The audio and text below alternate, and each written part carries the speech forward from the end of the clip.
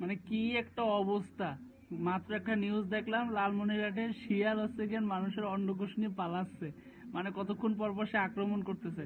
তো এই শিয়ালটার একটু কলকাতা ছেড়ে দেওয়া জানা, ওই যে ময়ূকের বাসায়, ময়ূকের বাসায় যদি এই শিয়ালটা কোনোরকম ছেড়ে দেওয়া যায় যে ময়ূকের মিন মিন মিন মিন মিন মিন মিন মিন আর থাকবে না, আর থাকবে না, এগুলো তো মোটামুটি একটু সাময়িকের জন্য বন্ধ হয়ে যায়।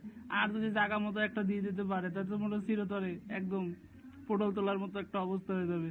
শালার এই শিয়ালটা আসলে নিয়ে আসলে ওরে ট্রিটমেন্ট দেওয়া উচিত। ওরে আসলে এই কাজ করানোর জন্য ওরে পাঠাইছে কেটা? আমাদের বাংলাদেশের যে লোক ওরে ধরলে ওরে এইটাই বের করবে যে তোরে পাঠাইছে কেটা আগে ক। এরকম যে বিরোধী দলের চক্রান্ত। তো যাই হোক, এই শিয়ালটা মোটামুটি যদি একটু কলকাতায় ঢুকাই দেওয়া যায়, আর বিশেষ করে ময়ূকের বাসায় যদি ঢুকাই দেওয়া যায়, তা মোটামুটি একদম কলকাতার বাজার ঠান্ডা। আর একটা আছে না ওই যে কতক্ষণ পর পর কলকাতায় মালকরের মতো কথাবার্তা কয়, ওই হালার কাছে পাড়ায় দেওয়া লাগবে শিয়ালটা, তাহলে মোটামুটি ঠিকঠাক থাকবে একদম। আর এই শিয়ালটা ছিল কই একদিন, এতদিন পরে শিয়ালের আবির্ভাব ঘটলো, এটা কোনো কথা হলো নাকি? আলার করে আলার